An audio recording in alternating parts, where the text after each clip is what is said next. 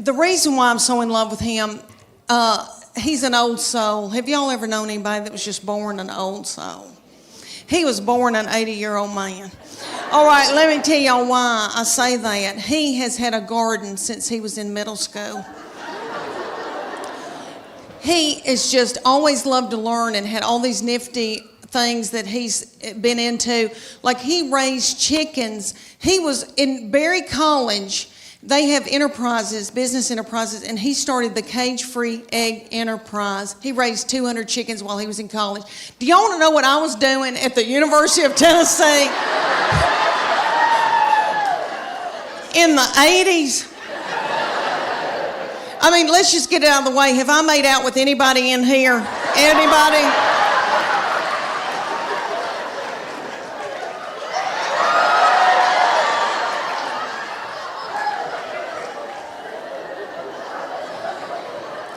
I was in terrible sin. And I was down at Gabby's on the Strip. I don't know if any of y'all remember that Sodom and Gomorrah. I was dancing to Prince, but anywho. So anyway, all right, so he had his own garden. He now cans his own food. He can can food. Are y'all listening to me? He loved gospel bluegrass in high school. Honey, that's his favorite music that he loved. So I brought him to Dr. Ralph Stanley. I don't know if y'all remember Dr. Ralph. He just passed away, 90-something years old, godfather of Mountain. So I brought my son to the Bijou to see him. They propped little Dr. Ralph up on stage. Looked like he had a permanent. Almost threw my panties at him because that's what you do at Tom Jones. Anywho, so we're sitting out in the audience while Dr. Ralph's up here singing, and I thought, how many teenage boys are listening to this? Gospel bluegrass. What are they listening to, real teenage? You know, all right, Waka Flocka Flame. Rihanna, Lady Gaga, all that nasty goings on. I thought, wouldn't it be funny if I had to yell at my boy, turn that gospel bluegrass down.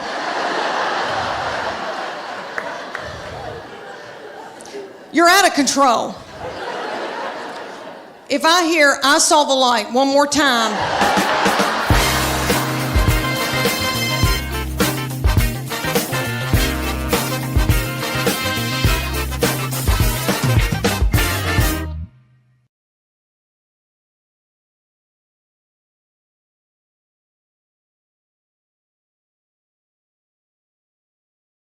He came to me in, he was in middle school or high school, and he's very spiritually mature, has always been. I didn't do it. Their daddy didn't do it. God did it. But we call him our little Billy Graham. But anywho, so he was dating a little girl, and he came home, and I said, what y'all been doing? And he said, we've been watching a movie, and we were kissing. I said, oh. That's normal. That's okay. But I said, baby, you know, before you know it, one thing can get out of hand. You've got your arm around somebody, and then you've got your hand on her leg. You know, things can get out of control. He looked at me like I was crazy. And he said to me, Mom, I've prayed about this. Nothing like that's going to happen. And I know he meant that. And all I could think of to myself was some of the nastiest things I ever did.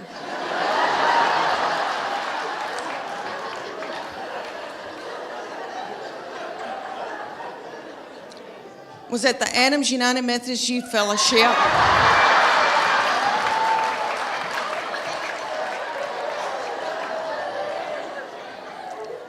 On a hayride. I don't know what it was about hay that set me on fire. I wish it did now. I could get a new purse out of that. Do y'all know what I'm talking about? Youth groups. And we've all, here in the South, we've all been raised in church, you know.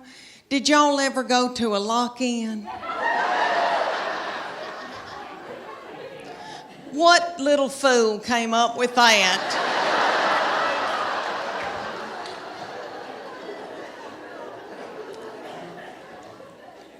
Y'all know that it was some precious little woman maybe, and they were like, they were in a committee meeting, and she was like, oh gosh, y'all, we need to come up for something for all the hormonal teenagers.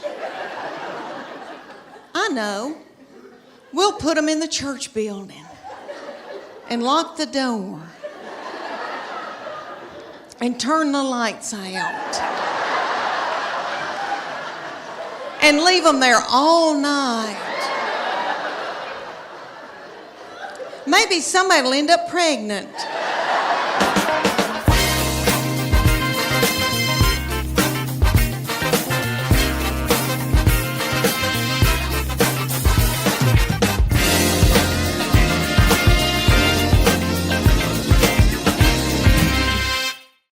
And I tell you, for you little mamas out there, you young mamas that are going through, got a bunch of little children vomiting in the carpet, peeing in the closet. When you're trying to pee and they like slide ham under the door and say, can you open this, Mom? I know what y'all want for Mother's Day. Y'all want an Ambien and a hotel room.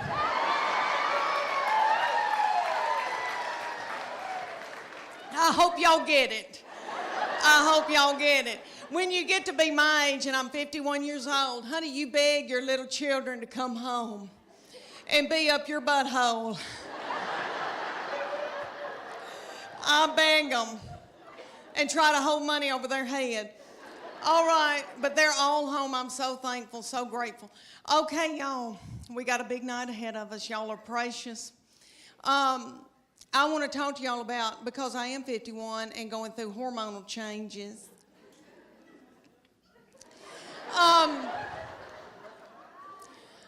Okay, I am with their daddy, and these children all walked off and left me with him.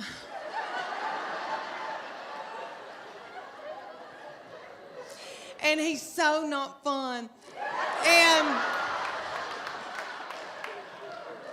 And he can't help it. He's that way because he has to make a living for all of us. And he's got a lot on us, and all the money's going out the window. And, because we got 2 in college, we just had 1 get married. But he and I are having to adjust being together for the first time in how many years, before we got married. And so he sends me emoji, kissy faces, and stuff like that. But I am low on progesterone and testosterone. He's low on testosterone, praise God.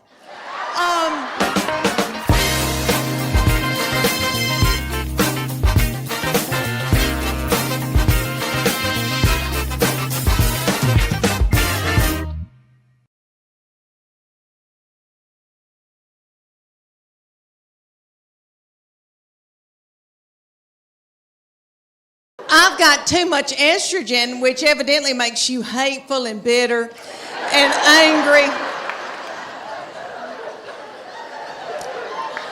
And so I sweat all night, just like I've done jazzercise in the bed all night. And I wake up, I've got sweat right here in the back of my head. My head just looks like fuzz in the back. And my husband, okay, so I put it on 67, and he says, I can see my breath, and that's a lie. But he's having to wear pajamas for the first time in our marriage, and we've got 2 beagle hounds that we're in love with because his children are gone. And so we've got a big one, and he takes the big beagle and spoons the big beagle at night.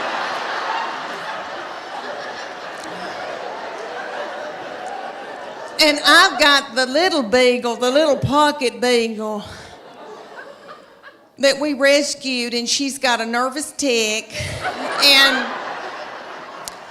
eats our furniture and our fabric like a goat. But anyway, they sleep in the bed with us, and the bed is so nasty.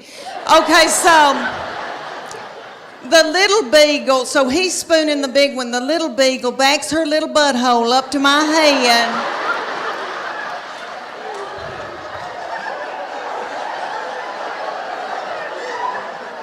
And sleeps up against me all night. I love her. And in the morning, I can hear my husband when he gets up, he's kissing that big beagle and he's going, and I'm so thankful.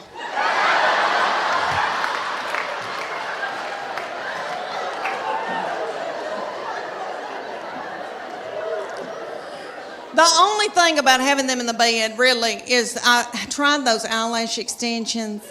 I paid a lot of money for those, but beagle hair would end up in them, and it itched real bad, so I had to let them fall out. But anyway.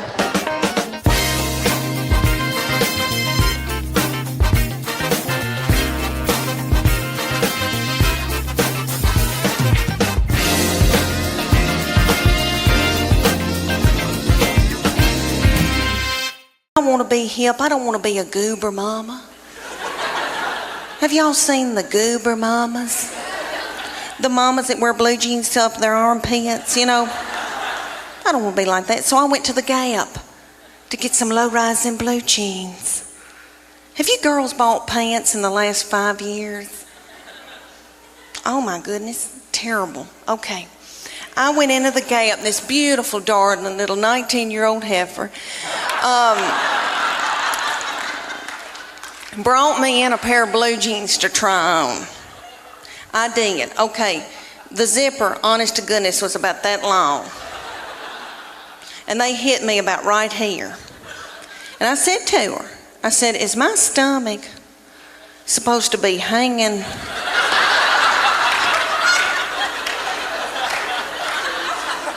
out over my blue jeans? It looks like a small purse. I said, are my panties supposed to be hanging out this far out of the back of my pants?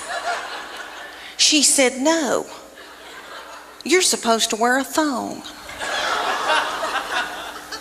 I said, excuse me, miss, but I'm a Christian. I don't use my panties for evil.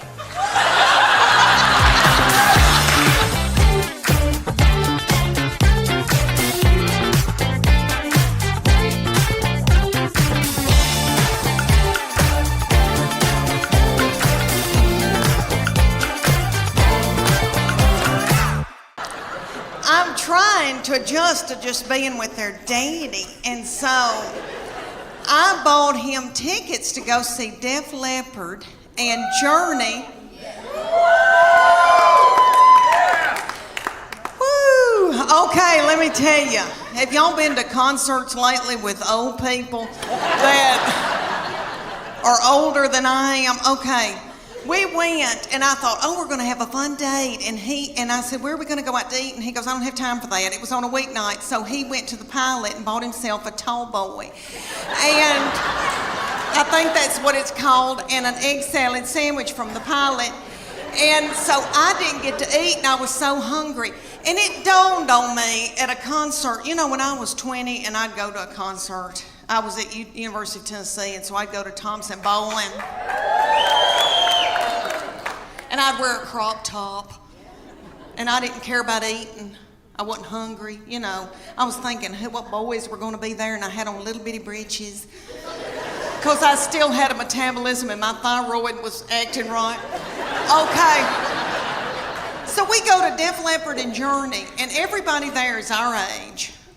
And everybody's worried about the snack bar, first of all. And I was too. And I was so hungry, and I noticed that people had big Diet Cokes, like big buckets of Diet Coke, and were sucking on those big buckets of Diet Coke while the concert was going on, and every once in a while, somebody would stand up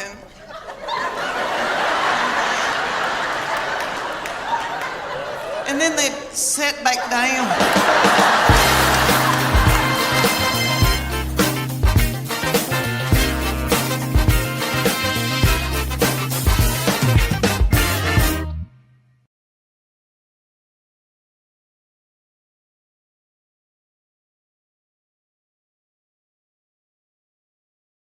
They start out with the little tiny babies.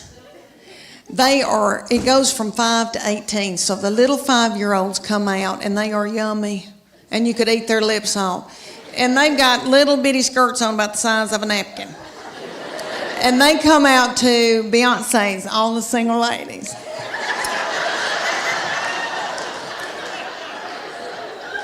And their little mamas are in their 20s. And they're not bitter yet. And they're in the front, making every move that their little children are making. Because those little children are babies and they need to be at home breastfeeding. They can't remember their act. So they go all the way up until they get to my baby's age, and my baby comes out, reef sharks. And for 2.5 minutes, my baby throws little children up in the air.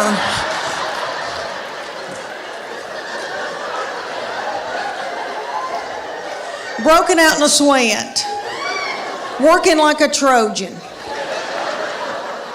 And the whole time, it's the most freakishly tiny little people you've ever seen that she's throwing up in the air. Their little mamas are freakish, tiny little people too. I'm from farming country in Middle Tennessee. We grew dark fired tobacco, so I've got thick ankles. I can work in the fields. I don't know who these people are. I don't know how they birthed a little baby. Their little cervix. So these freakishly tiny little children are up on top, and the whole time she's throwing them in the air, they're doing this.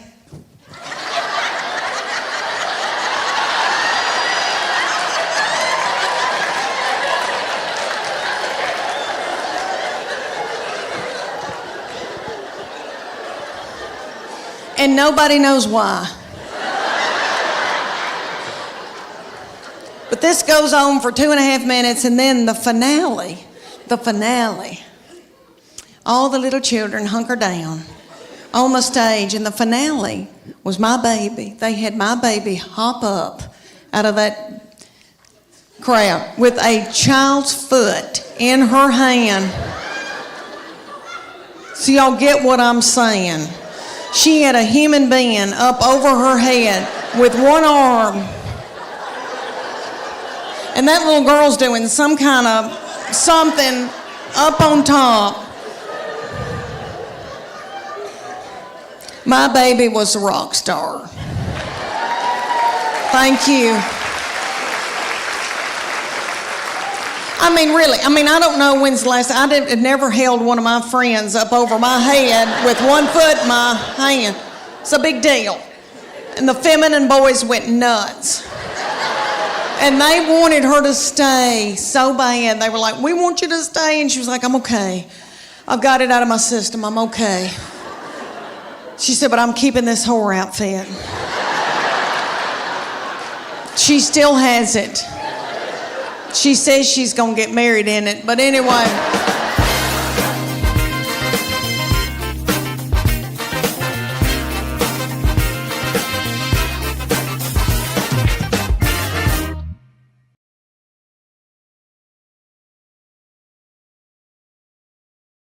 All my children are yummy, and I'm in love with them. And I love my girls, and I know that when I'm in the nursing home, they'll be the ones to come and pluck my chin hairs. Because he is now since married and gone off with his wife and her people. And that's what boys do. They cling to their wife. That's biblical. He said to me, Mom, she is now my immediate family. You are my extended. That's what he said to me right before they got married. And he said, Mom, that's biblical. I'm supposed to cling to my wife. And I thought, why did I show him the Bible? Well, he has always been spiritually mature. We call him our little Billy Graham. My husband and I, we didn't do it. God did it. I'm full of sin. Okay. I've been washed in the blood, but I've been a horrible, horrible person. Not too bad, but okay. So this baby has been just like an old man all of his life. Let me give you an example. He had a little girlfriend in high school, and he would go over to her house and they'd watch movies. And he came home one night and he used to tell me everything. And I said, what y'all been doing? He said, well, we've been watching television and kissing on the couch. And I said, okay, baby, okay. That's all right. That's normal. But I said, you know, before you know it, you've got your hand on somebody's leg, your arm around, and you know, things can get out of control. And I just say, slow it down. He looked at me like I was crazy. And he said, Mom, I've prayed about this. Nothing like that's going to happen. And I know he meant that. And all I could think of to myself was some of the nastiest things I ever did.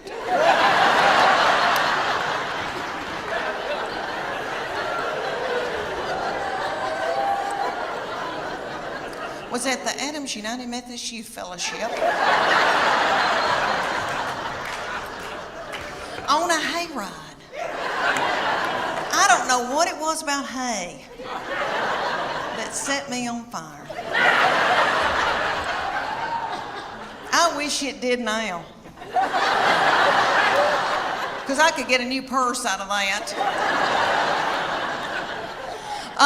Okay, y'all, have you ever heard of lock-in? I know everybody in here that has been from Chattanooga has probably been raised in church. Okay, I don't know who that little darling, sweet fool was that came up with the lock-in. Probably a little woman in a committee meeting. And she probably said, oh gosh, y'all, let's come up with something for all the hormonal teenagers. Let's gather them up and put them in the church building and lock the door and turn the lights out and leave them there all night. Maybe somebody will end up pregnant.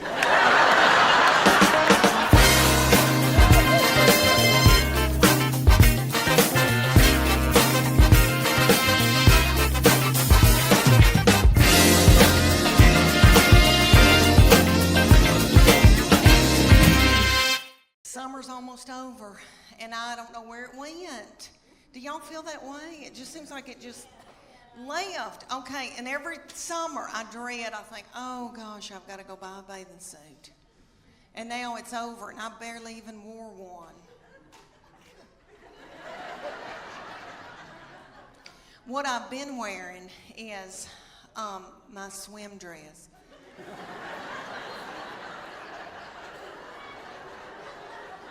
Because my life is over.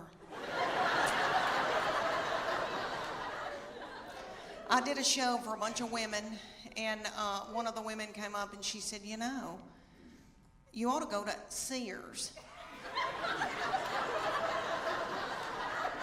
and get you a swim dress in the Land's End department. And I thought, should this hurt my feelings?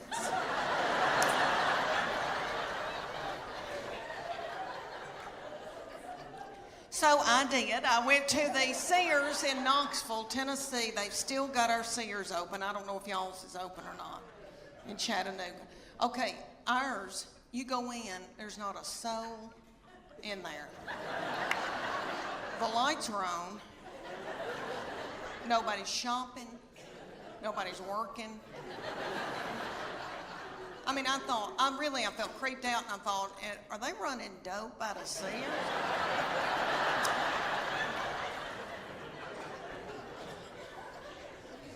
So I bought me a Lands' End swim dress, and I gotta tell y'all, I'm beautiful in it. Okay. It gathers in right here where my hernia mesh is. And it shows my arms that I still have, because they're my daddy's. Jimmy Fletcher, I've still got his arms. Okay, I've still got my collarbones, praise God. And then it covers up the white flour and the sugar. So I just get a spray tan and I'm good. Well, for years, I was in torment wearing a miracle suit. I don't know if any of y'all have bought a miracle suit before. I know they've got them at y'all's Belk. I know they got them. And there's going to be a big gob of them hanging together, because they have hundreds of them. And I wore one year. I felt so desperate after I couldn't wear a bikini anymore. I wore a lavender one in Hawaii, and my husband and I went, and they took this scuba video of us scuba diving, and I popped that video in from Maui, and I thought, oh, I can't wait, and this like big lavender thing goes by, and I'm like, what is that?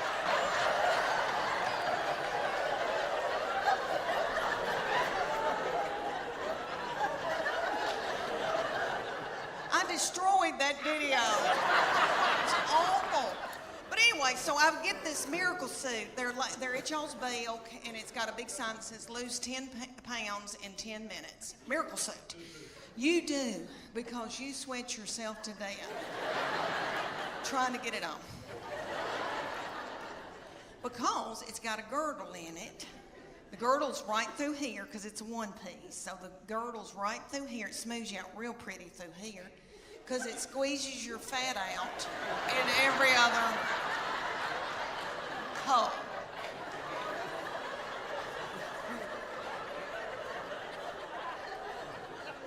And don't get it wet, because somebody will have to cut it off of you. But I would get it every year because I felt desperate and I didn't know what else to do. Well, my girlfriend, the one with the poop, banked up poop, okay, she wanted one, and her 14-year-old daughter drove to Knoxville to the Dillards and got in the dressing room, and the 14-year-old was in there sacking her mama up in this bathing suit. They both broke out in the sweat over their lip, and the 14-year-old said, "Ew, Mom, gross. Let's put it back and get out of here." She said, "I can't. I've got to buy it. I just peed in it." Thank y'all so much. Ask you this, because I think about the business. There's so much I want to ask you. So, did you guys merch panties on the tour? We thought about it, and at the time, I had a merchandise company that said that they said it's just beyond our capacity. We can't do it. But I thought about it. But through the Netflix, I signed a deal with Vanity Fair Lingerie, and I'm selling their panties. And they're and let me tell you how precious this is. They're in partnership with me because this new tour is called the Just Getting Started Tour, because I feel like I'm just getting started at 57 and a grandmama. And they love the fact that I didn't quit. I persevered. That a woman in her 50s, her life is not over. That anything is possible. To keep going. And if you have a dream, to keep dreaming and doing that. So they're going to give money. I think they're going to do it with 6 women. They're going to give them seed money to start whatever they want to start in midlife. Isn't that sweet? And we're going to do it at my shows. We're going to they're going to take applications, and they're going to give women the opportunity to, if they want to go back to school, if they want to start a business, whatever. Once again, I go back to these conversations that we had. I don't know if you remember, I would talk to you about, okay, you can have this partnership and this merch deal and this sponsorship and I'm watching all this stuff kind of play out, and I'm so proud of you. Now I want to do a deeper dive into your content. Your content. What I thought was genius was you took us on a tour of your family. Like the arc of your special is family. And you touched every point of your family. Your little daddy, your mother, Chuck, every one of your daughters, your son, your grandbaby. You literally wove an arc that touched every one of your family members, and then you brought them all on stage, which I thought was genius. Was that the design? Because here's the thing that I wanted to say to you, to your face, and this may make you take to the bed, as you say. I'm not buying the "aw shucks, I don't know what I'm doing" thing. I think you are a genius comedy mind and a genius storyteller. I don't buy it. I don't buy, oh, it just kind of, I see too much design. Am I wrong about that? Oh, you angel. Well, you know, I didn't. Just tell the truth. I didn't get a high score on my ACT. I'll just tell you that. And I'm so worried that's going to be uncovered. Just tell me the truth. But I guess I do. Now that I've been doing this 22 years, I guess you're right. I do. Did I read the thread properly? I do a thread. Yes, I do. And if you go back in all my material, the few times I was filmed over the years, I always talk about every child, about their daddy. So I do. Like when I wrote this new hour, I've got a whole new hour now from Just Getting Started tour. There is a theme. There's a way that I do it. There's a structure. Mm-hmm. You have a thing. Mm-hmm. And through this tour, this new 100 cities, I'll add, I'll subtract things something will pop that I'll think, oh, that's so much funnier, and I'll leave out this part that's not getting enough, response.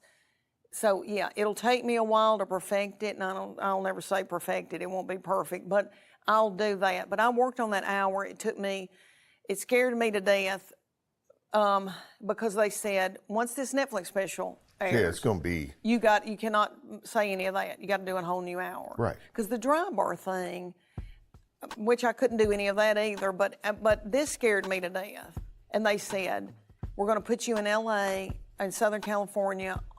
In clubs all around, because if it can work in California, it's going to boom out in the middle of the country. So they put me in all these cities, and I was in 8 hotels in 4 weeks, and it scared me to death. And I thought, how am I going to come up with a new hour? I've been doing this for 18 months, and my children, it's my life, and now what am I going to, and then, but I worked it out in clubs, and now, I've got it. I've got the hour, but I'll now tweak it's it. time to fine tune it. All right, in part 2 of this interview, I want to talk to you about comedy, but I want to talk to you about this Netflix deal, because we haven't talked about that yet. Okay. My guest is Leanne Morgan. I'm not buying it, by the way. I don't want to blow your cover, but I'm not buying it. She's a genius comedian, great friend. My guest on Anything Is Possible. I've had 3 beautiful children that I'm in love with. I have a son who is 14 years old now. I cannot believe it. Thank you. And I have 2 little girls that are 11 and 9. And my baby child is in 4th grade now. I cannot believe it. When she went to kindergarten a few years back, that was going to be the first time that I was going to be by myself all day long from 8 to 3, all by myself. I nearly grieved myself to death. I thought, Lord, what am I going to do with all this time on my hands? I hope I don't get hooked on whiskey and start honky-tonking.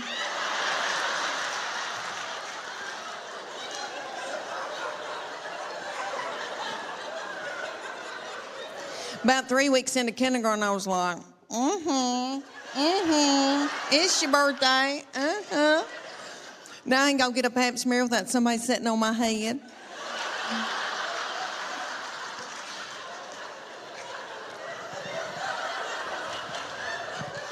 I'll never forget the day that I found out about her, and I feel terrible about it now. But I was overwhelmed. I knew something wasn't right. I didn't feel good. I thought, oh my gosh, surely I'm not pregnant this quick, this soon. And you know when you got to know something, you got to know it right then. I had no right then. I grabbed up my 2 babies and diaper bag and all that stuff you take with you everywhere you go, and I went to the Walmart in the foothills of the Appalachian Mountains. And I bought an EPT pregnancy test, and I took it in the stall at Walmart. And I tinkled on it. And my 3-year-old boy looked at me, he said, "What, is it positive?"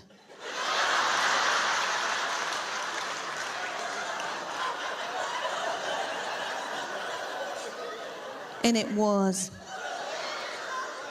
So I drove home just as fast as I could, and I called my husband at work.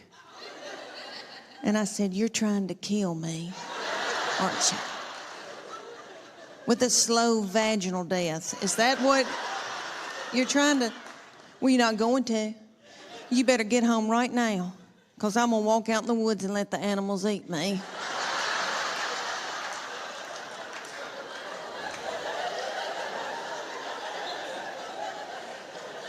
But let me explain to y'all why I was so torn up. I had a 13-month-old baby girl in diapers and a 3-year-old little boy in Superman panties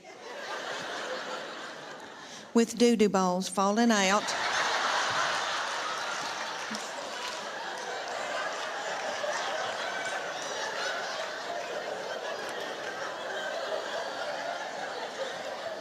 At the grocery store. I thought, oh my Lord, did anybody see that? I don't have anything in my purse to pick it up with. Is some little child gonna think it's a milk dud?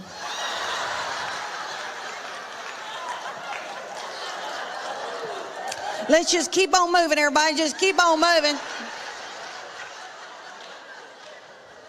But God knew better than I did, because she's been a doll baby, but she's ruined. And I know I'm the one who did it. I was tired and beat down. So, anybody here who has more than 2, you know, good night by that 3rd and 4th one, you got to let them do what they got to do, you know. She still cries over anything. She cries because she knows she gets her way. I said, "What's she crying about?" "She wants your toy." "Well, just give it to her." "I can't deal with it."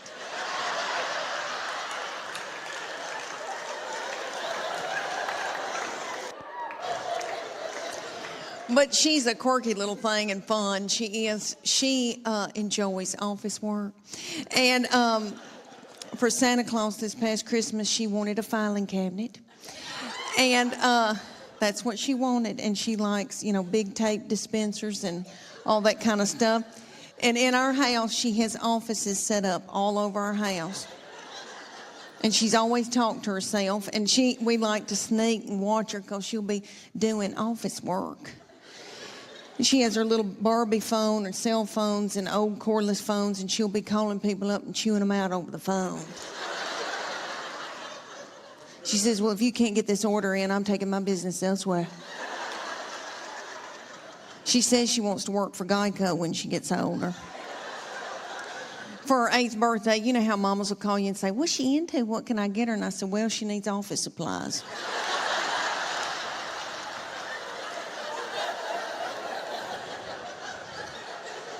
My oldest daughter has turned 11, and she's in 6th grade in middle school. And I can tell that puberty is beginning with her. She's crazy. And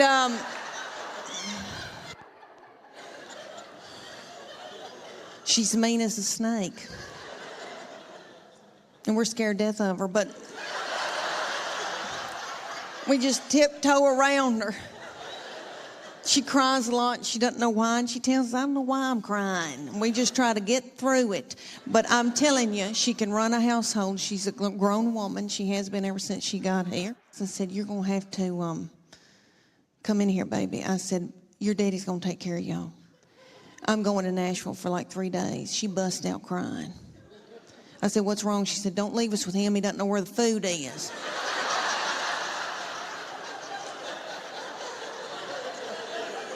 I said, well, that's why you're in charge. And she is. God love her. But my girls are emotional, and I don't mean to talk about them because I love them, and I know they'll visit me in the nursing home. But they are lunatics. My husband says they're psycho, and they need therapy. And I'll give you all an example. I can be in the pickup line at school, and this happened when they were in first grade, and it happens every day when I pick them up at school now. I'm sitting in the pickup line, and I can see them come out, and they are in a good mood.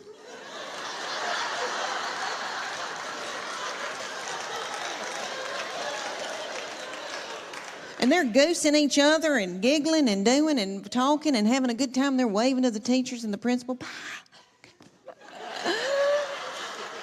See you tomorrow. Okay. Then they come over to my vehicle. Get in. Shut the door. My 11-year-old take her backpack and sling it and hit me in the back of the head with it. Every day she says something like this. I'm starving to death. You don't have a piece of cheese in this car?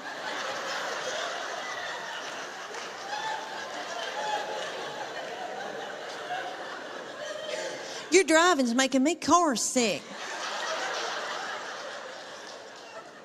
I hate her. Why'd you have her? And then my baby will be sitting up there in a daze. She'll be going, Mama, Mama, Mama, Mama, Mama, Mama. Mama. What? Mama, Mama, Mama. What? I'm listening. She asked me some of the craziest things. One day she said to me, did Jesus ever have head lice?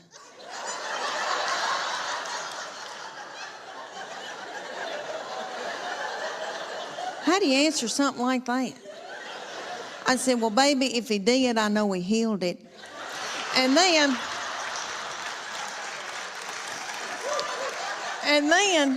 my girls be whipping each other in the back seat and telling each other how bad they hate each other and they wished each other were dead. And then my sweet boy will come out. He'll get in and he'll say, you know, they're building a new Home Depot up on 281.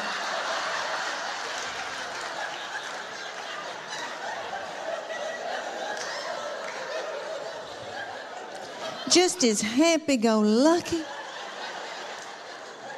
He's just like this. He's been like that all of his life. He's 14. He's never sassed me. I know people say it's coming. I'm telling you, I don't think it will. And I'm in love with him. My husband says I have an unhealthy obsession with him. Whatever. And he's the only one of all my family that doesn't give me any crap.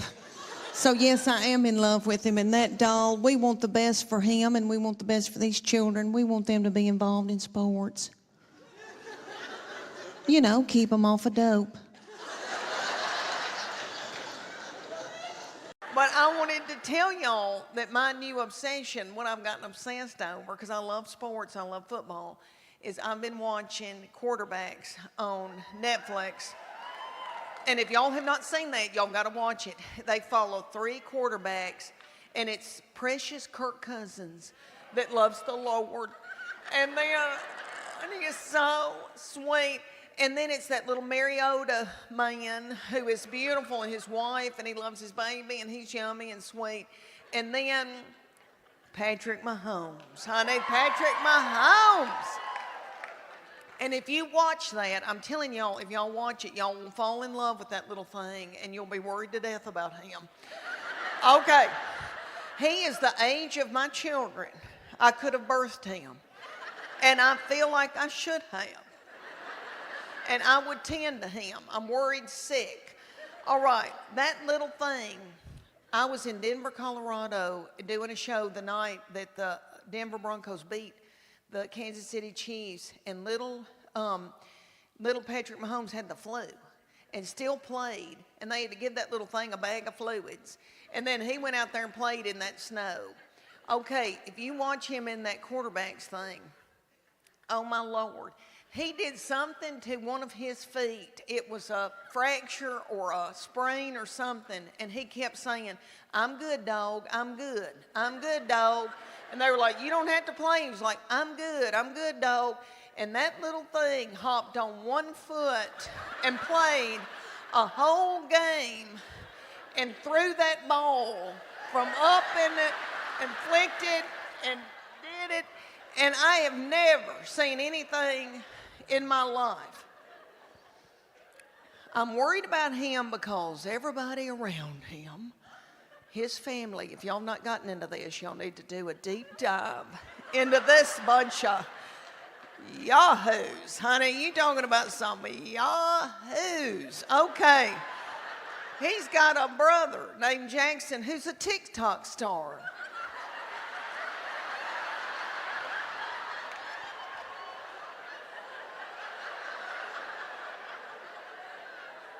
On the sideline, while everybody else is working, like, you know, dogs trying to win a football game, he's on the TikTok doing.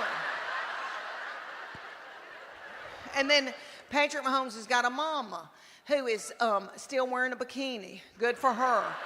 Good for her. And then he's got a little wife that he met in 8th grade. That little thing's been dating her since 8th grade, and it's really sweet. And in this series on Netflix, he loves her, and he wants to be a good daddy and a good husband, and he loves the Lord. He's got faith. And that little thing's working and doing and in an ice bath, and they're rubbing him down, and everybody's beat on him in every game, and he says, I'm all right, dog, I'm all right. And then his wife...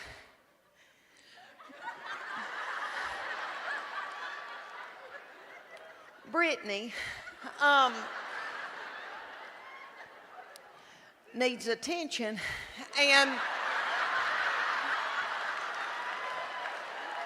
but who doesn't? Who doesn't need attention? And if I were a child like she is, and somebody gave me $90 million, I'd act a fool too. You know, I would. I acted a fool when I was her age and I didn't have 10 cents. All right. And you'll see on this series, like they're working on him and he's playing with one foot and doing and barely hanging on and holding up everybody around him. And she is wanting to take selfies. And she's like, come over here, take this selfie. And doing that, and he's hopping over, taking a picture.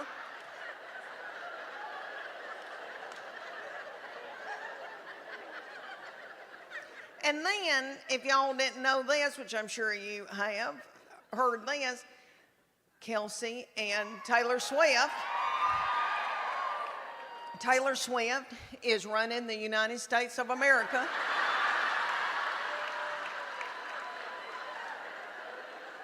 And now she's going to the ball games, and you know what?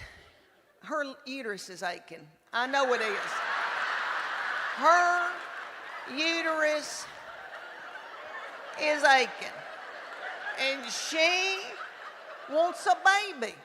She wants a baby, and it's time for her to want a baby, and she wants to breed with that big old Kelsey boy.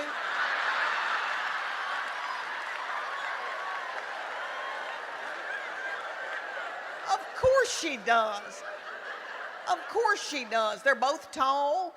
I mean, I could see it. And then little Taylor Swift looks like she's got a sweet spirit.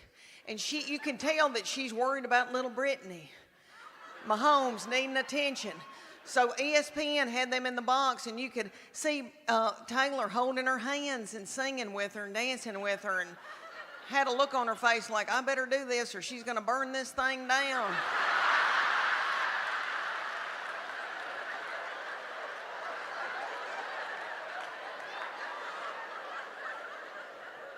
But don't y'all know that Taylor Swift looks at that big old Kelsey boy's mama and thinks, look at her, she's got on a sensible shoe.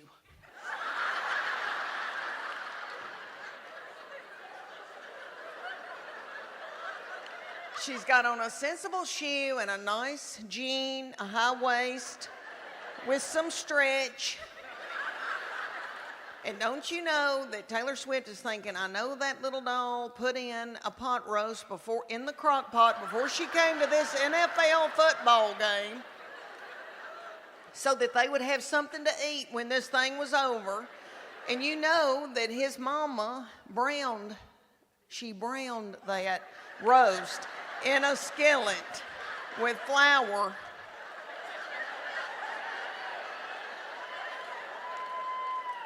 I know. Of course she wants to have a baby with him and his people. Anyway, thanks for letting me go off on that rant. It's just been on my mind. I'm worried sick. Thank y'all. I'm worried. I enjoyed my pregnancies and having babies. I did for the most part. And I noticed these darling little girls walking around in low-rising breeches. Good for y'all. Good for you, my darling. Let your little light shine.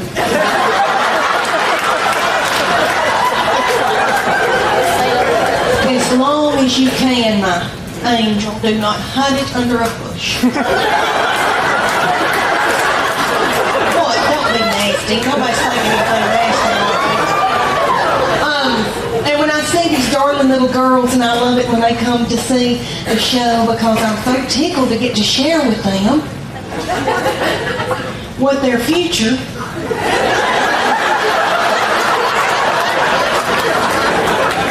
is going to be. It's all right. Everything's all right. Don't panic. Who in here has given birth? Can you clap, or are you too tired?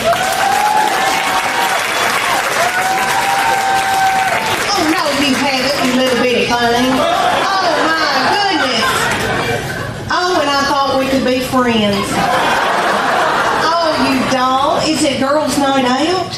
Who's got those babies? The daddy? The daddy has the... Are you going... Oh.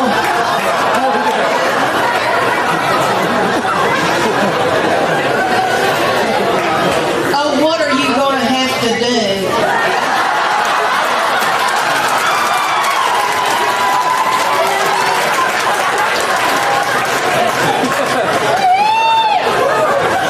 Are you going to have to do something really nasty?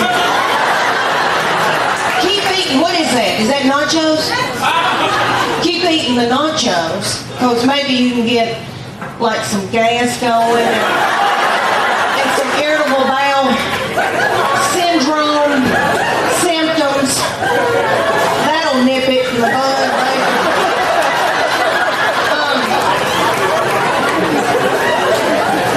These darling little girls, we're going to share with the ones who haven't had the little babies. The ones who have, they know what I'm talking about. These precious, good-looking men here tonight have witnessed this.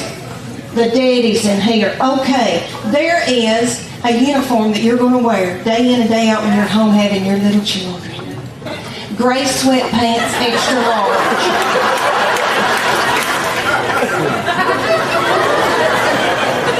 Your husband's Hanes white undershirt with 2 breast milk stains. Looking out the window, thinking, where's she going with lipstick on?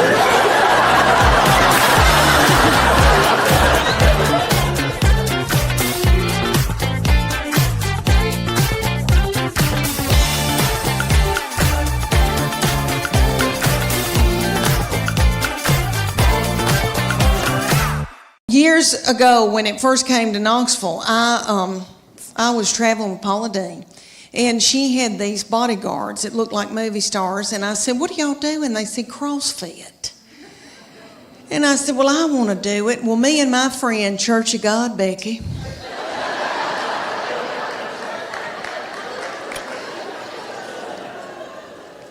Church of God, Becky and I joined the CrossFit in Knoxville. The CrossFit was run at the time by these little children.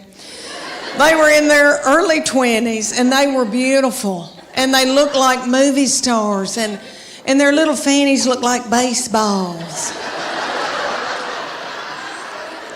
And I wanted my fanny to look like a baseball.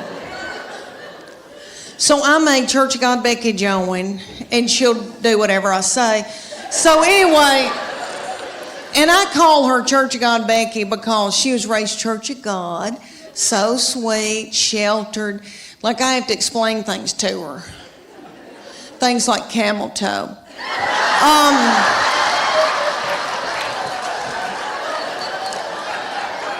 So we first get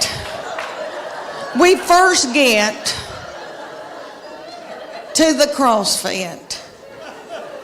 And if y'all don't know what Crossfit is, it's military moves like push-ups, pull-ups, burpees. I hate a burpee. Okay, all these things, they would put like a tractor tire in the parking lot, and they'd set little Becky in it, and I would pull Becky across the parking lot as she was holding her purse.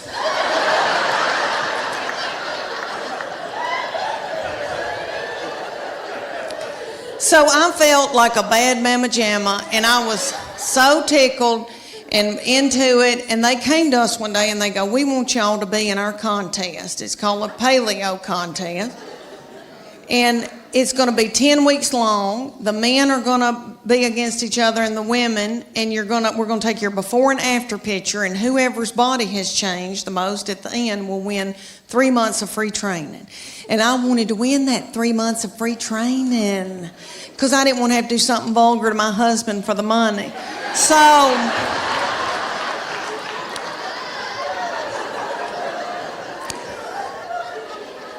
we're going along, and one day they just pop up and go, okay, it's picture day. We're like, what? And they said, okay, take your top off and leave your exercise bra on and your spandex, your yoga pant, and we're going to take your picture. Well, I didn't want those young boys to not ever want to marry and have children.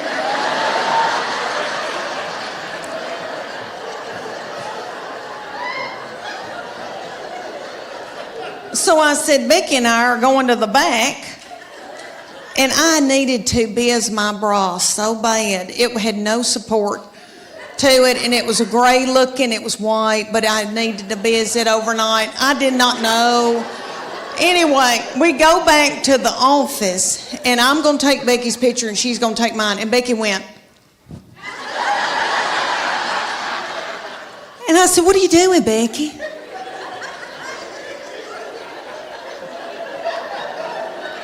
Do you want to win this thing? I want to win it.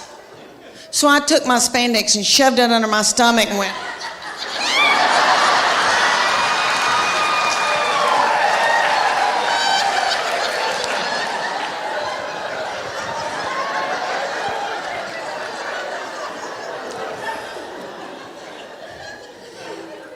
That picture is on the internet.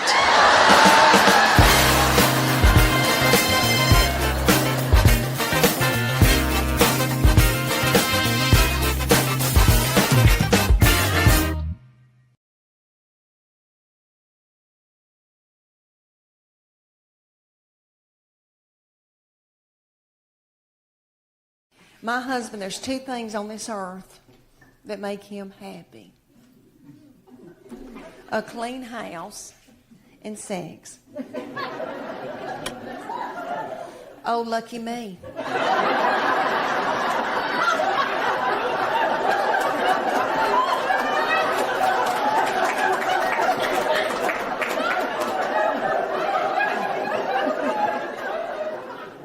I like a clean house too. But I'm too fun to clean. I want somebody else to do it, you know? So to make my husband happy, I got to where I would just pour bleach in certain parts of the house. And so when he came home, he'd smell it and think that I had been cleaning. It worked for a little while, and then he caught on to me. And he said, if you'll have sex with me twice a week, I'll get you a maid. No. And then,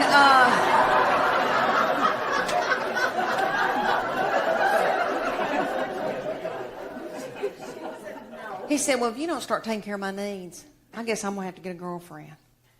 I said, oh, dear Lord, say it's not so.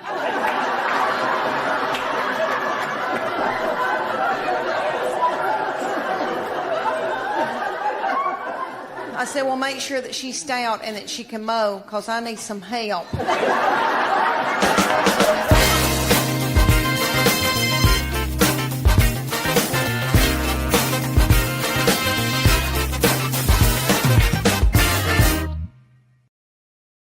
And I tell you, for you little mamas out there, you young mamas that are going through, got a bunch of little children vomiting in the carpet, peeing in the closet. When you're trying to pee and they like slide ham under the door and say, can you open this, Mom? I know what y'all want for Mother's Day. Y'all want an Ambien and a hotel room.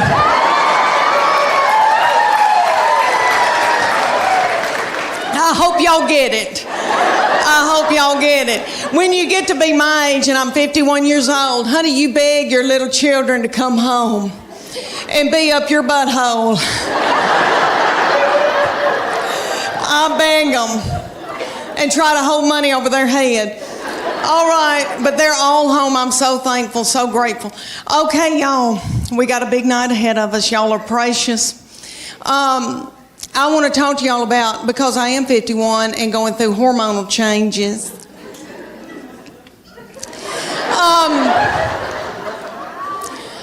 Okay, I am with their daddy, and these children all walked off and left me with him.